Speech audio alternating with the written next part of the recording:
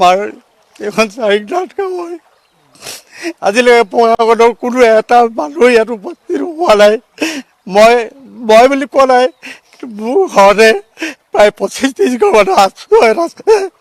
গৰু ছাগলী সকলোৱে খাবলৈ পোৱা নাই, একোটা পানী দুনি একো ব্যৱস্থা নাই। যথেষ্ট দুখ লাগিছে। আমাৰ চাৰিংনাথ গাঁৱত মানুহ নাই বুলি ভাবিছে নেকি চৰকাৰে? মানুহৰ কোনো অস্তিত্বই নাই নেকি? আমাৰ ইয়াত কোনো ধৰণৰ প্ৰশাসনৰ ব্যৱস্থা নাই, কোনো এটা ব্যৱস্থাই আমাক মানে এজন মানুহ আমি ইয়াত দেখা নাই, সহানুভূতি জনাবলৈও মানুহ এজন নাই। মানে ক'বলৈ বৰ্ণনা অতীত যিখিনি মানুহ ইয়াত মোৰ আশ্ৰয়ত আছিলে সেইখিনি মানুহকো মই জবৰদস্তি একো দিব পৰা নাই। যথেষ্ট দুখ পাইছোঁ। গৰু ছাগলী জীৱ জন্তুবোৰলৈ চাবলৈ নোৱাৰা অৱস্থা। কি কৰিব? আমি নিজৰ ভাগ্য দুখ বুলি ভাবিছোঁ। চৰকাৰখন পূৰ্ণাংগ চৰকাৰ এখন থকাৰ পিছতো আজি জনসাধাৰণৰ যদি এনেকুৱা এটা দুৰ্দশা হয়, তেতিয়াহ'লে এই বাকী মানুহবোৰ আমি জীয়াই থকা আৰু নথকাৰ মাজতে একো পাৰ্থক্য নাই। গতিকে মই চৰকাৰক বিনম্ৰভাৱে তোমালোকৰ ND24 ফালৰ পৰা অনুৰোধ জনাইছোঁ, অন্ততঃ চাৰিংনাথ গাঁওবাসীক কিবা এটা নহয় কিবা এটা সাহাৰ্য দি এই মানুহখিনিক ভোকাত্তৰ মানুহখিনিক অন্ততঃ কিবা এটা সহানুভূতি দৃষ্টিৰে চাব বুলি মই আশা কৰিছোঁ। চৰকাৰলৈ পূৰ্ণ আহ্বান জনাইছোঁ। স্বয়ং আমাৰ ইয়াত এজন বিধায়ক থকাৰ পিছতো তেওঁ আমাৰ ইয়ালৈ বাৰম্বাৰ আহিছিলে ইলেকশ্যনৰ আগত, কিন্তু বৰ্তমান সময়ত আমি কি কৰিছোঁ, কি খাইছোঁ, ক'ত আছোঁ, আজিলৈকে কোনো এটা ফোন নাই, কোনো এজন কথা নাই, কোনো এজন প্ৰতিনিধি নাই। কিমান দুখত আমি কথাখিনি ক'বলগীয়া হৈছে। আমি অনুভৱ কৰিছোঁ 20-25 ঘৰ মানুহক এঘৰ মানুহৰ আশ্ৰয় দিয়া কিমান এটা কঠিন কাম। গতিকে দুখ পাইছোঁ, এইখিনি ভগৱানৰ ওপৰত এৰিছোঁ, ভাগ্যৰ দুখ বুলিয়ে ভাবিছোঁ। গতিকে চৰকাৰে এতিয়া যদি কিবা দৃষ্টি কৰে আমি তালৈ বাট চাই আছোঁ। শেষত নহ'লে আমি ভাগ্যকে দিয়াই যি হয় হ'ব আৰু কি ক'ম। আমাৰ এইখন চাৰিংনাথ গাঁও হয় আজিলৈকে পঢ়াগতৰ কোনো এটা মানুহ ইয়াত উপস্থিত হোৱা নাই। মই বুলি কোৱা নাই, মোৰ ঘৰতে প্ৰায় 25-30 ঘৰ মানুহ আছে। গৰু ছাগলী সকলোৱে খাবলৈ পোৱা নাই, একোটা পানী দুনি একো ব্যৱস্থা নাই। যথেষ্ট দুখ লাগিছে। আমাৰ চাৰিংনাথ গাঁৱত মানুহ নাই বুলি ভাবিছে নেকি চৰকাৰে? মানুহৰ কোনো অস্তিত্বই নাই নেকি? আমাৰ ইয়াত কোনো ধৰণৰ প্ৰশাসনৰ ব্যৱস্থা নাই, কোনো এটা ব্যৱস্থাই আমাক মানে এজন মানুহ আমি ইয়াত দেখা নাই, সহানুভূতি জনাবলৈও মানুহ এজন নাই। মানে ক'বলৈ বৰ্ণনা অতীত যিখিনি মানুহ ইয়াত মোৰ আশ্ৰয়ত আছিলে সেইখিনি মানুহকো মই জবৰদস্তি একো দিব পৰা নাই। যথেষ্ট দুখ পাইছোঁ। গৰু ছাগলী জীৱ জন্তুবোৰলৈ চাবলৈ নোৱাৰা অৱস্থা। কি কৰিব? আমি নিজৰ ভাগ্য দুখ বুলি ভাবিছোঁ। চৰকাৰখন পূৰ্ণাংগ চৰকাৰ এখন থকাৰ পিছতো আজি জনসাধাৰণৰ যদি এনেকুৱা এটা দুৰ্দশা হয়, তেতিয়াহ'লে এই বাকী মানুহবোৰ আমি জীয়াই থকা আৰু নথকাৰ মাজতে একো পাৰ্থক্য নাই। গতিকে মই চৰকাৰক বিনম্ৰভাৱে তোমালোকৰ ND24 ফালৰ পৰা অনুৰোধ জনাইছোঁ, অন্ততঃ চাৰিংনাথ গাঁওবাসীক কিবা এটা নহয় কিবা এটা সাহাৰ্য দি এই মানুহখিনিক ভোকাত্তৰ মানুহখিনিক অন্ততঃ কিবা এটা সহানুভূতি দৃষ্টিৰে চাব বুলি মই আশা কৰিছোঁ। চৰকাৰলৈ পূৰ্ণ আহ্বান জনাইছোঁ। স্বয়ং আমাৰ ইয়াত এজন বিধায়ক থকাৰ পিছতো তেওঁ আমাৰ ইয়ালৈ বাৰম্বাৰ আহিছিলে ইলেকশ্যনৰ আগত, কিন্তু বৰ্তমান সময়ত আমি কি কৰিছোঁ, কি খাইছোঁ, ক'ত আছোঁ, আজিলৈকে কোনো এটা ফোন নাই, কোনো এজন কথা নাই, কোনো এজন প্ৰতিনিধি নাই। কিমান দুখত আমি কথাখিনি ক'বলগীয়া হৈছে। আমি অনুভৱ কৰিছোঁ 20-25 ঘৰ মানুহক এঘৰ মানুহৰ আশ্ৰয় দিয়া কিমান এটা কঠিন কাম। গতিকে দুখ পাইছোঁ, এইখিনি ভগৱানৰ ওপৰত এৰিছোঁ, ভাগ্যৰ দুখ বুলিয়ে ভাবিছোঁ। গতিকে চৰকাৰে এতিয়া যদি কিবা দৃষ্টি কৰে আমি তালৈ বাট চাই আছোঁ। শেষত নহ'লে আমি ভাগ্যকে দিয়াই যি হয় হ'ব আৰু কি ক'ম। আমাৰ এইখন চাৰিংনাথ গাঁও হয় আজিলৈকে পঢ়াগতৰ কোনো এটা মানুহ ইয়াত উপস্থিত হোৱা নাই। মই বুলি কোৱা নাই, মোৰ ঘৰতে প্ৰায় 25-30 ঘৰ মানুহ আছে। গৰু ছাগলী সকলোৱে খাবলৈ পোৱা নাই, একোটা পানী দুনি একো ব্যৱস্থা নাই। যথেষ্ট দুখ লাগিছে। আমাৰ চাৰিংনাথ গাঁৱত মানুহ নাই বুলি ভাবিছে নেকি চৰকাৰে? মানুহৰ কোনো অস্তিত্বই নাই নেকি? আমাৰ ইয়াত কোনো ধৰণৰ প্ৰশাসনৰ ব্যৱস্থা নাই, কোনো এটা ব্যৱস্থাই আমাক মানে এজন মানুহ আমি ইয়াত দেখা নাই, সহানুভূতি জনাবলৈও মানুহ এজন নাই। মানে ক'বলৈ বৰ্ণনা অতীত যিখিনি মানুহ ইয়াত মোৰ আশ্ৰয়ত আছিলে সেইখিনি মানুহকো মই জবৰদস্তি একো দিব পৰা নাই। যথেষ্ট দুখ পাইছোঁ। গৰু ছাগলী জীৱ জন্তুবোৰলৈ চাবলৈ নোৱাৰা অৱস্থা। কি কৰিব? আমি নিজৰ ভাগ্যৰ দুখ বুলি ভাবিছোঁ। চৰকাৰ এখন পূৰ্ণাংগ চৰকাৰ এখন থকাৰ পিছতো আজি জনসাধাৰণৰ যদি এনেকুৱা এটা দুৰ্দশা হয় তেতিয়াহ'লে এই বাকী মানুহবোৰ আমি জীয়াই থকা আৰু নথকাৰ মাজতে একো পাৰ্থক্য নাই। গতিকে মই চৰকাৰক বিনম্ৰভাৱে তোমালোকৰ ND24 ফালৰ পৰা অনুৰোধ জনাইছোঁ, অন্ততঃ চাৰিংনাথ গাঁওবাসীৰ কিবা এটা নহয় কিবা এটা সাহায্য দি এই মানুহখিনিক ভোকাত্তৰ মানুহখিনিক অন্ততঃ কিবা এটা সহানুভূতি দৃষ্টি আছে। কম মানে ক'বলৈ নাই, দাদাসকলে কৈছে ইতিমধ্যে।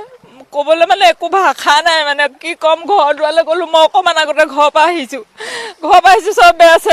ইতিমধ্যে খুটাবোৰ হেৰি হৈ গ'ল, চব অলি চব ভাগি পৰি গৈছে। মই নিজৰ বাদে দিছোঁ, চবৰে দেখি মোৰ মানে কি লাগিছে ক'ব নোৱাৰোঁ। মই বুকুখনে ভাবিছোঁ আৰু ঘৰলৈনো পিছত কেনেকৈনো উভতি যাম, কিনো কৰিম। অকল মোৰে দুৰ্দশা নহয় এইটো অনুভৱ, কিন্তু মই গ'লোঁ, গৈ পেলাই চালোঁগৈ। মোৰ অৱশ্যে অকণমান থাকিব পৰা ব্যৱস্থা এটা আছে বাৰু, দেউতাই কৈ থৈ গৈছিলে। কিন্তু দাঁতি আছোঁ, চব আজৰ কেইখনমান আছে, বেৰবোৰ চব হাউলি ভাগি পৰি গৈছে। পিছত গৈ মই এতিয়া সোমালোগৈ তেওঁলোকৰ ঘৰত, একদম পূৰা ইমান কৰঙন হৈছে। মোৰ মানে দেখি নিজে কান্দিছোঁ। মই ভাবিছোঁ মই থাকিলে নহ'ব, চব থাকিব লাগিব, হয় নহয় বাৰু। কিন্তু মোক একদম দেখি মানে গৰু ছাগলী গোটেইখন এইখিনিত চাওক, আপুনি চাব পাৰে। এওঁলোকে আশ্ৰয় দিছে এখন ঘৰ, এওঁলোকে দি দিয়া হ'লে আজি আমি ক'লৈ গ'লোহেঁতেন চাওকচোন। আমি শুবলৈ জেগা এডোখৰ পাইছোঁ, খাবলৈ কিবা কিন্তু পানীৰ নামত ক'ৰ চৰকাৰ নামত একোৱেই নাই, আমাৰ একোকেই নাই। মানে কি বুলি ক'ম এতিয়া, মই বুজাবলৈ মোৰ ভাষাই নাই মানে। আপুনি দেখুৱাই দিয়কচোন, চক এইখন ৰাইজ এওঁলোকে দিছে, এইজনে দিছোঁ কম মানে ক'বলৈ নাই। দাদাসকলে কৈছে ইতিমধ্যে। ক'বলৈ মানে একো ভাষা নাই, মানে কি ক'ম। ঘৰ দুৱাৰলৈ গ'লোঁ, মই অকণমান আগতে ঘৰৰ পৰা আহিছোঁ চব বেয়া আছে।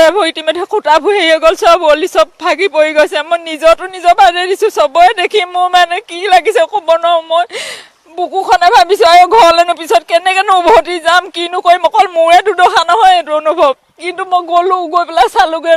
মোৰ অৱশ্যে অকণমান থাকিব পৰা ব্যৱস্থা এটা আছে বাৰু, দেউতাই কৈ থৈ গৈছিলে। কিন্তু দাঁতি আছোঁ, চব আজৰ কেইখনমান আছে, বেৰবোৰ চব হাউলি ভাগি পৰি গৈছে। পিছত গৈ মই এতিয়া সোমালোগৈ তেওঁলোকৰ ঘৰত, একদম পূৰা ইমান কৰঙন হৈছে। মোৰ মানে দেখি নিজে কান্দিছোঁ। মই ভাবিছোঁ মই থাকিলে নহ'ব, চব থাকিব লাগিব, হয় নহয় বাৰু। কিন্তু মোক একদম দেখি মানে গৰু ছাগলী গোটেইখন এইখিনিত চাওক, আপুনি চাব পাৰে। এওঁলোকে আশ্ৰয় দিছে এখন ঘৰ, এওঁলোকে দি দিয়া হ'লে আজি আমি ক'লৈ গ'লোহেঁতেন চাওকচোন। আমি শুবলৈ জেগা এডোখৰ পাইছোঁ, খাবলৈ কিবা কিন্তু পানীৰ নামত ক'ৰ চৰকাৰ নামত একোৱেই নাই, আমাৰ একোকেই নাই। মানে কি বুলি ক'ম এতিয়া, মই বুজাবলৈ মোৰ ভাষাই নাই মানে। আপুনি দেখুৱাই দিয়কচোন, চক এইখন ৰাইজ এওঁলোকে দিছে, এইজনে দিছোঁ কম মানে। আমাৰ এইখন চাৰিংনাথ গাঁও হয়। আজিলৈকে পঢ়াগতৰ কোনো এটা মানুহ ইয়াত উপস্থিত হোৱা নাই। মই বুলি কোৱা নাই, মোৰ ঘৰতে প্ৰায় 25-30 ঘৰ মানুহ আছে। গৰু ছাগলী সকলোৱে খাবলৈ পোৱা নাই, একোটা পানী দুনি একো ব্যৱস্থা নাই। যথেষ্ট দুখ লাগিছে। আমাৰ চাৰিংনাথ গাঁৱত মানুহ নাই বুলি ভাবিছে নেকি চৰকাৰে? মানুহৰ কোনো অস্তিত্বই নাই নেকি আমাৰ ইয়াত? কোনো ধৰণৰ প্ৰশাসনৰ ব্যৱস্থা নাই, কোনো এটা ব্যৱস্থাই আমাক মানে এজন মানুহ আমি ইয়াত দেখা নাই। সহানুভূতি জনাবলৈও মানুহ এজন নাই।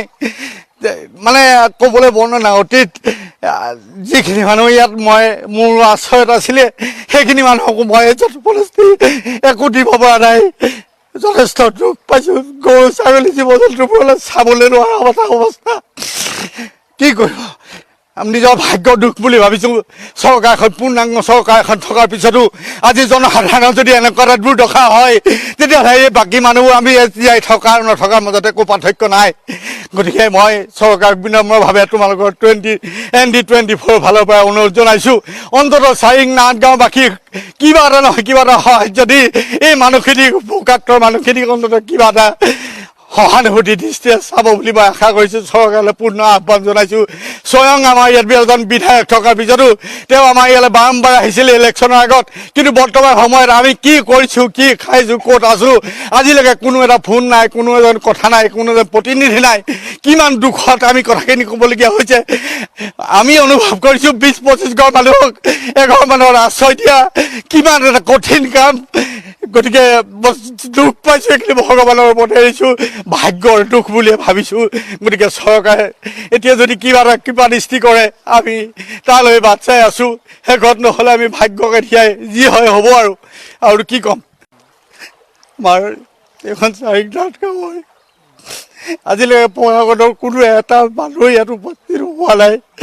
মই বুলি কোৱা নাই। মোৰ 10 বিঘা এটা ফিচাৰী আছিলে। মিনিমাম আপোনাৰ 8-10 লাখ টকা মাছ মোৰ উটি গৈছে।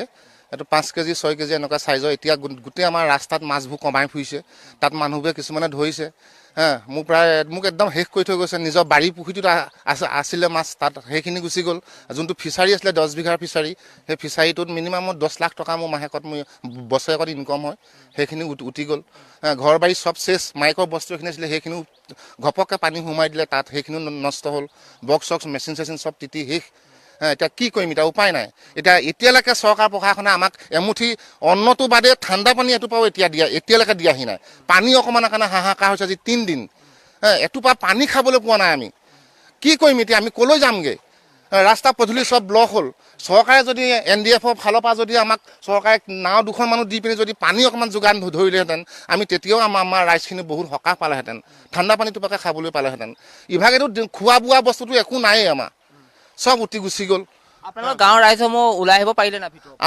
বহুতে নোৱাৰিলে এতিয়া বহুতে গাঁৱৰ ঘৰৰ ভিতৰতে বিচনাৰ ওপৰতে আছে এতিয়া আহিব নোৱাৰে পানীতে এবুকু পানী হৈ গ'ল এতিয়া বুঢ়া বুঢ়ী মানুহবোৰ ওলাই আহিব পৰা নাই বিচনাৰ ওপৰতে যেনে তেনে আছে আৰু NDF আৰু SDF নাই কোনো মানুহ এতিয়ালৈকে প্ৰশাসনৰ কোনো মানুহ এটা দেখা নাই এতিয়ালৈকে কোনো মানুহ এটা আজি 3 দিন হৈ গ'ল আজিলৈকে কোনো এটা মানুহ দেখা নাই ইমান মানুহবোৰ ভোকত আছে পিয়াহত আছে চৰকাৰে অকণমান কিবা দৃষ্টি আমাৰ ফালে চোৱা হ'লে শিৱসাগৰ টাউনৰ ফালে নাজিৰা ফালে যিখিনি দেখাই আছে আমি যা তাৰ মুখত শুনিছোঁ কিন্তু আমাৰ চাৰিং অঞ্চলটো কি আমাৰ চাৰিং অঞ্চলতো মানুহে এইখিনি তেওঁলোকৰ প্ৰতিটো অকণমান কি তেওঁলোকে দৃষ্টি চাব লাগে নহয় চাৰিঙতো মানুহে আছে এই মানুহখিনিকতো চাব লাগে তেওঁলোকে আজি 3-4 দিন হৈ গ'ল আজিলৈকে পানী এটোপা নাই কিন্তু শিৱসাগৰ নাজিৰা সেইটো ছাইডলৈ তেতিয়া দেখিছোঁ মুখ্যমন্ত্ৰী কালি গৈছে হেনো কিন্তু আমাৰ এইফালে আজিলৈকে প্ৰশাসন চৰকাৰৰ আজি আমাৰ যোনজন MLA আছিলে MLAও নাই পদাপন্ন আমাৰ পঞ্চায়তৰ ফালৰ পৰা তেওঁলোকৰ পৰা ক'ব নোৱাৰি কাৰণ তেওঁলোকেও আল্টিমেটলি ঘৰ বুৰিছে কিন্তু প্ৰশাসনে যদি অলপ পানী যোগান ধৰি পিনি আমাক যদি এই অঞ্চলটোত দিলেহেঁতেন খাবলৈ অন্ন এমুঠি যদি দিলেহেঁতেন এতিয়া গৰু ছাগলী পৰা আদি কৰি ঘৰ দুৱাৰ সব শেষ নিশ্চিতভাৱে ক'ব লাগিব এঞ্জেলা সকলো হেৰুৱালে শিৱসাগৰবাসী ৰাইজে যিহেতু ঘৰ হেৰুৱালে তেওঁলোকৰ যিসমূহ বস্তু আছিলে বস্তু হেৰুৱালে অতি দুখৰ ছবি বুলি ক'ব লাগিব বন্যাক্ৰান্তৰ লোকসকলৰ অতি দুখৰ ছবি মই আপোনাৰ ওচৰলৈ আহিছোঁ দাদা প্ৰশাসনৰ লোক অহা নাই আপোনালোকে কেনেধৰণে আছে মানে এইটো বিষয়টো ক'বলৈ গ'লে একেবাৰে বৰ্ণনা অতীত যথেষ্ট দুখ লাগিছে আমাৰ এইখন চাৰিংঘাট হয় আজিলৈকে প্ৰশাসনৰ কোনো এটা মানুহ ইয়াত উপস্থিত হোৱা নাই মই বুলি কোৱা নাই মোৰ ঘৰতে প্ৰায় 25-30 ঘৰ মানুহ আছে গৰু ছাগলী সকলো খাবলৈ পোৱা নাই একোটা পানী দুনি একো ব্যৱস্থা নাই যথেষ্ট দুখ লাগিছে আমাৰ চাৰিংঘাট গাঁৱত মানুহ নাই বুলি ভাবিছে নেকি চৰকাৰে মানুহৰ কোনো অস্তিত্বই নাই নেকি আমাৰ ইয়াত কোনো ধৰণৰ প্ৰশাসনৰ ব্যৱস্থা নাই কোনো এটা ব্যৱস্থাই আমাক মানে এজন মানুহ আমি ইয়াত দেখা নাই সহানুভূতি জনাবলৈও মানুহ এজন নাই মানে ক'বলৈ বৰ্ণনা অতীত যিখিনি মানুহ ইয়াত মোৰ আশ্ৰয়ত আছিলে সেইখিনি মানুহকো মই জনপদস্থি একো দিব পৰা নাই যথেষ্ট দুখ পাইছোঁ গৰু ছাগলী জীৱ জন্তুবোৰলৈ চাবলৈ নোৱাৰা অৱস্থা কি কৰিব আমি নিজৰ ভাগ্য দুখ বুলি ভাবিছোঁ চৰকাৰখন পূৰ্ণাংগ চৰকাৰ এখন থকাৰ পিছতো আজি জনসাধাৰণৰ যদি এনেকুৱা এটা দুৰ্দশা হয় তেতিয়াহ'লে এই বাকী মানুহবোৰ আমি জীয়াই থকা আৰু নথকাৰ মাজত একো পাৰ্থক্য নাই গতিকে মই চৰকাৰক বিনম্ৰভাৱে তোমালোকৰ ND24 ফালৰ পৰা অনুৰোধ জনাইছোঁ অন্ততঃ চাৰিংঘাট গাঁওবাসীৰ কিবা এটা নহয় কিবা এটা সহায় যদি এই মানুহখিনিক ভোকাত্ৰৰ মানুহখিনিক অন্ততঃ কিবা এটা সহানুভূতি দৃষ্টিৰে চাব বুলি মই আশা কৰিছোঁ চৰকাৰলৈ পূৰ্ণ আহ্বান জনাইছোঁ স্বয়ং আমাৰ ইয়াত এজন বিধায়ক থকাৰ পিছতো তেওঁ আমাৰ ইয়ালৈ বাৰম্বাৰ আহিছিলে ইলেকশ্যনৰ আগত কিন্তু বৰ্তমান সময়ত আমি কি কৰিছোঁ কি খাইছোঁ ক'ত আছোঁ আজিলৈকে কোনো এটা ফোন নাই কোনো এজন কথা নাই কোনো এজন প্ৰতিনিধি নাই কিমান দুখত আমি কথাখিনি ক'বলগীয়া হৈছে আমি অনুভৱ কৰিছোঁ 20-25 ঘৰ মানুহক এঘৰ মানুহৰ আশ্ৰয় দিয়া কিমান এটা কঠিন কাম গতিকে দুখ পাইছোঁ এইখিনি ভগৱানৰ ওপৰত এৰিছোঁ ভাগ্যৰ দুখ বুলিয়ে ভাবিছোঁ গতিকে চৰকাৰে এতিয়া যদি কিবা দৃষ্টি কৰে আমি তালৈ বাট চাই আছোঁ শেষত নহ'লে আমি ভাগ্যকে দিয়াই যি হয় হ'ব আৰু কি ক'ম এয়া হৈছে এঞ্জেলা বন্যাক্ৰান্ত লোকৰ চকুলো আচলতে কোনো এক ভাবিব নোৱাৰা পৰিস্থিতিৰ সৃষ্টি হৈছে শিৱসাগৰ চাৰিংঘাট গাঁৱৰ 3 দিন হৈ গ'ল 3 দিনে কিন্তু এতিয়ালৈকে কোনো এজন চৰকাৰী বিষয়ববীয়া অহা নাই বাইদেউ মই আপোনালোকৰ ওচৰলৈ আহিছোঁ আপোনালোকে যথেষ্ট কষ্টৰে দিন অতিবাহিত কৰিছে কিনো কম মানে ক'বলৈ নাই দাদাসকলে কৈছে ইতিমধ্যে ক'বলৈ মানে একো ভাষা নাই মানে কি ক'ম। ঘৰ দুৱাৰলৈ গ'লোঁ, মই অকণমান আগতে ঘৰৰ পৰা আহিছোঁ চব বেয়া আছে, ভৰি ইতিমধ্যে খুটাবোৰ হেৰি হৈ গ'ল, চব অলি চব ভাগি পৰি গৈছে। মই নিজৰ বাদে দিছোঁ, চবৰে দেখি মোৰ মানে কি লাগিছে ক'ব নোৱাৰোঁ। মই বুকুখনে ভাবিছোঁ আৰু ঘৰলৈনো পিছত কেনেকৈনো উভতি যাম, কিনো কৰিম। অকল মোৰে দুদশা নহয় এইটো অনুভৱ, কিন্তু মই গ'লোঁ, গৈ পেলাই চালোগৈ। মোৰ অৱশ্যে অকণমান থাকিব পৰা ব্যৱস্থা এটা আছে বাৰু, দেউতাই কৈ থৈ গৈছিলে। কিন্তু দাঁতি আছোঁ, চব আজৰ কেইখনমান আছে, বেৰবোৰ চব হাউলি ভাগি পৰি গৈছে। পিছত গৈ মই এতিয়া সোমালোগৈ তেওঁলোকৰ ঘৰত, একদম পূৰা ইমান কৰঙন হৈছে। মোৰ মানে দেখি নিজে কান্দিছোঁ। মই ভাবিছোঁ মই থাকিলে নহ'ব, চব থাকিব লাগিব, হয় নহয় বাৰু। কিন্তু মোক একদম দেখি মানে গৰু ছাগলী গোটেইখন এইখিনিত চাওক, আপুনি চাব পাৰে, এওঁলোকে আশ্ৰয় দিছে এখন ঘৰ। এওঁলোকে দি দিয়া হ'লে আজি আমি ক'লৈ গ'লোহেঁতেন চাওকচোন। আমি শুবলৈ জেগা এডোখৰ পাইছোঁ, খাবলৈ কিবা কিন্তু পানীৰ নামত ক'ৰ চৰকাৰ নামত একোৱেই নাই, আমাৰ একোকেই নাই।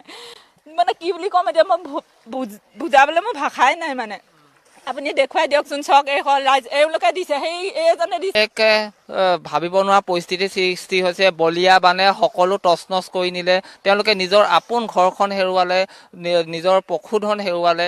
মই বাইদেউ আপোনাৰ ওচৰলৈ আহিছোঁ, আপোনালোকৰ ঘৰৰ বস্তুসমূহ উলিয়াব আমি ঘৰৰ বস্তু একোৱে উলিয়াব নোৱাৰিলোঁ, চব গুচি গ'ল। একো উলিয়াব নোৱাৰো, কানি কাপোৰ পিন্ধা কাপোৰ কানি একোৱে উলিয়াব নোৱাৰো, বাচন বৰ্তন এইবোৰ চব গুচি গ'ল, একো উলিয়াব নোৱাৰিলোঁ। পটাপট পানী আহিলে গুচি আহিলোঁ এইফালে। এতিয়া আপোনালোকে ইয়াতে আছে? আমি ইয়াতে আছোঁ। খোৱা বোৱা কি হৈছে? খোৱা বোৱা আমি নিজে হেৰি কৰি লৈছোঁ, চৰকাৰৰ ফালৰ পৰা আমাক একো সুবিধা দিয়া নাই এতিয়ালৈকে, কোনো অহাও নাই, আমাক একো দিয়াও নাই এতিয়ালৈকে।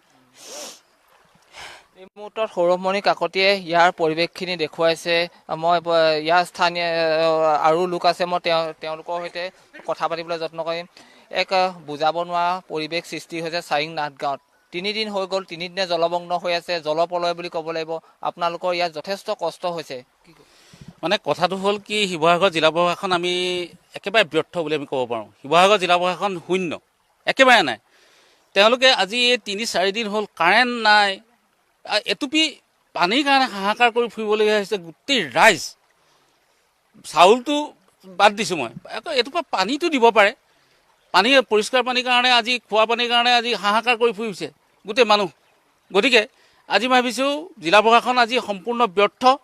গতিকে কালি মুখ্যমন্ত্ৰী মহোদয় আহিছে বুলি গম পাইছিলোঁ, আমি গমহে পালোঁ। কিন্তু ইয়ালৈ আমি কিবা যে আহিব সেই বুলি ভাবি থাকিলোঁ, কিন্তু কোনো ধৰণৰ কোনো মানুহ নাই। জিলা প্ৰশাসনেও ইয়ালৈ বোলে NDRF বাহিনী বা কোনোবা SDRF বাহিনী কোনোবা পঠিয়াই পেলাই নাও লৈ পেলাই ইয়াত চাবলৈকে অন্ততঃ আহক। গতিকে কোনো যিহেতু নায়েই, গতিকে আমাৰ মানুহখিনি এনেধৰণে মৰিব লাগিব আৰু। গতিকে এইটোৱে আমাৰ এতিয়া গোটেই চাৰিংবাসী ৰাইজৰ মানে জিলা প্ৰশাসন তথা চৰকাৰলৈ আমাৰ বিনম্ৰ অনুৰোধ। গতিকে এই বিপদৰ সংকুল সময়ত এবাৰ হ'লেও আমাক অন্ততঃ ঠাণ্ডা পানী বটল এটা হ'লেও বা তেনেকুৱা ধৰণৰ যদি চৰকাৰীভাৱে সাহায্য যদি নাপায়, তেন্তে এই মানুহখিনি শেষ হৈ যাব। গতিকে আমি অনুৰোধ জনাইছোঁ যে জিলা প্ৰশাসন তথা চৰকাৰে আমাৰ ফালে যাতে কৃপা দৃষ্টি চায়। নিশ্চিতভাৱে ক'ব লাগিব, এটুপি বিশুদ্ধ খোৱা পানীৰ বাবে হাহাকাৰ কৰিবলগীয়া হৈছে চাৰিং নাথগাঁওবাসী ৰাইজে। আমি শিৱসাগৰ জিলা প্ৰশাসনক ND24 ফালৰ পৰা অনুৰোধ জনাইছোঁ, আচলতে শিৱসাগৰ জিলা প্ৰশাসন ক'ত আছে, তেওঁলোক আহক এই স্থানলৈ। আচলতে এওঁলোকৰ খবৰ লওক কেনেধৰণে এইসকল লোক তেওঁলোক আছে আৰু ইয়াৰ স্থানীয় লোকসকল আছে। মই ভাইটি তোমাৰ ওচৰলৈ আহিছোঁ, তোমালোকে যথেষ্ট কষ্টৰে অহা যোৱা কৰিছে। এখন নাও নাই, SDF NDFৰ লোকটো নাই, এখন নাও নাই। তোমালোকে এবুকু পানীয়েদি অহা যোৱা কৰিছা, কলৰ ভূঁইত আহিছা। তোমালোকে ঘৰৰ বস্তুসমূহ উলিয়াব পাৰিলা নাই? প্ৰথম কথাটো হ'ল চাৰিং অঞ্চলক বিশেষভাৱে আমি চাৰিং অঞ্চলৰ বাসিন্দা হিচাপে ক'ব বিচাৰোঁ, চাৰিং অঞ্চলত সম্পূৰ্ণ চৰকাৰ আৰু প্ৰশাসনে মাহীয়াই দৃষ্টিৰে আমাক চাইছে। মুহূৰ্তৰ পিছত মুহূৰ্ত, প্ৰতি মুহূৰ্ততে আশ্ৰয় বিচাৰি এঠাইৰ পৰা আন ঠাইলৈ আমি যাত্ৰা কৰিবলগীয়া হৈছে। ঘৰ সম্পূৰ্ণৰূপে পানীৰ তলত ডুব গৈছে। কোনো সাহায্য বুলিবলৈ আমাৰ ইয়াত এতিয়ালৈকে আমি দেখিবলৈ পোৱা নাই। প্ৰশাসনৰ ফালৰ পৰা কোনো ব্যক্তিৰ মাত এষাৰ পোৱা নাই এতিয়ালৈকে। আমি অসহায় হৈ পৰিছোঁ, প্ৰতি মুহূৰ্ততে শংকিত হৈ আছোঁ, কেনেবাকৈ ঘৰ ডুব যাব নেকি, আৰু পানীৰ তলত ডুব যাব নেকি। খেতি পথাৰ ইতিমধ্যে ডুব গৈছে, হাঁহ ছাগলী গৰু সকলোবোৰ পানীত উঠি গৈছে। তাৰপিছতো আমি মাত্ৰ নিজৰ প্ৰাণ বচাবৰ কাৰণে প্ৰতি মুহূৰ্ততে ইঠাইৰ পৰা ইঠাইলৈ এতিয়া বয় বস্তু লৈ পেলাই যিখিনি বয় বস্তু পাৰিলোঁ সেইখিনিকে মোনাত লৈ ইঠাইৰ পৰা ইঠাইলৈ আশ্ৰয় বিচাৰি ঘূৰি ফুৰিবলগীয়া হৈছে। চৰকাৰ প্ৰশাসন চূড়ান্তৰূপে ব্যৰ্থ হৈছে আমাক সহায় সহযোগিতা কৰাত। এই ক্ষেত্ৰত আমি সঁচাকৈ দুখ প্ৰকাশ কৰিছোঁ। ৰাইজৰ এই অৱস্থা দেখি চৰকাৰ প্ৰশাসনে কি কৰি আছে আমি বুজিব পৰা নাই। এইখিনিকে ক'ব বিচাৰোঁ। শিৱসাগৰৰ বিধায়কগৰাকীকো অনুৰোধ জনাইছোঁ, অখিল গগৈ ডাঙৰীয়াক, যিহেতু অখিল গগৈও আহক এই স্থানত আহি পিনি এইসকল ৰাইজৰ সৈতে মত বিনিময় কৰক। আচলতে তেওঁলোক কেনেধৰণে আছে, কেইবাটাও আশ্ৰয় গৃহত আমি কালি উপস্থিত হৈছিলোঁ সন্ধিয়া ভাগত, আৰু যিহেতু কালি ৰাতি ভাগত দেখিবলৈ পোৱা গৈছে যে তেওঁলোকে এমুঠিও চাউল নাই, তেওঁলোকে খাবৰ কাৰণে চাউল নাই। তেওঁলোকে কৈছে প্ৰশাসনে এতিয়ালৈকে আমাক এটা বস্তু দিয়া নাই। স্থানীয় যিসকল ব্যক্তিয়ে তেওঁলোকক বিস্কুট বা পানী যোগাৰ ধৰিছে, আৰু কেইবাটাও NGO আহি উপস্থিত হৈছিলে, তেওঁলোকক বিভিন্ন ধৰণৰ খাদ্য সামগ্ৰী যোগান ধৰিছিলে। আৰু মই বাইদেউ আপোনালোকৰ ওচৰলৈ আহিছোঁ, আপোনাৰ ঘৰ এইডোখৰতে নে বাইদেউ? হয়, মোৰ ঘৰ এইডোখৰতে, মোৰ এইটোৱে ঘৰ। তাৰমানে আমাৰ পানীটো এনেকুৱা হ'ল, হঠাৎ শব্দটো শুনি খবৰটো পালোঁ যে পানী আহিছে। পানী ক'ৰ পৰা আহিছে কি কথা আমি একো নাজানো। পানী আহিছে বুলি ক'লে আহিছে মানে পটককৈ পালেহি আৰু কোনেও মানে একো বয় বস্তু সামৰিব নাপালে। আমাৰ গাঁওখন ডাঙৰ গাঁও হয়, বহুত মানুহ আছে, কিন্তু এতিয়া কি হ'ব মানুহখিনি। শুনিছোঁ বোলে গৰু কাৰোবাৰ গ'ল, ছাগলী গ'ল, আমুক গ'ল তামুক গ'ল, এনেকৈ চব কথাটো শুনিলোঁহে। আৰু তাৰপৰা খবৰ খাতি কৰিলোঁ, মানে তেতিয়ালৈকে ফোনটো আছিল আৰু এতিয়া ফোন নাই বাৰু। এই যে আগতে এজনে কৈ গৈছে তেখেতৰ ঘৰলৈ ভবা নাছিলোঁ। তেখেতৰ ঘৰলৈও মানুহ মাতিলে, আমিও ক'লোঁ যে কেনেকৈ পাৰে আমাৰ ঘৰলৈকে আহক। সেই তেনেদৰে মাতি পেলাই যিমানখিনি আহিলে অন্ততঃ 30-35জনমান মানুহ ইয়াত ৰাখিলোঁ, আৰু বাকীখিনি মানুহ ক'লৈ গ'ল এতিয়া আমি গমো নাপাওঁ। খবৰ ল'বলৈও আমাৰ সুবিধা নাই তাৰমানে। আৰু খোৱা পানী এনেকুৱা অভাৱ হৈছে, মানে আমি গেলা পানীকে আমি ব্যৱহাৰ কৰিছোঁ। নিশ্চিতভাৱে ক'ব লাগিব, কাৰোবাৰ যদি এঞ্জেলা অসুখ হয় তেতিয়া কিন্তু শিৱসাগৰৰ অসামৰিক চিকিৎসালয়লৈ নিবলৈ কিন্তু এওঁলোকে নিব নোৱাৰে, তেওঁলোকে ঘৰতে ৰাখিব লাগিব। কিন্তু এই মুহূৰ্তলৈকে মেডিকেল টিম নাই অহা। মই পোনে পোনে আপোনাৰ ওচৰলৈ আহিছোঁ।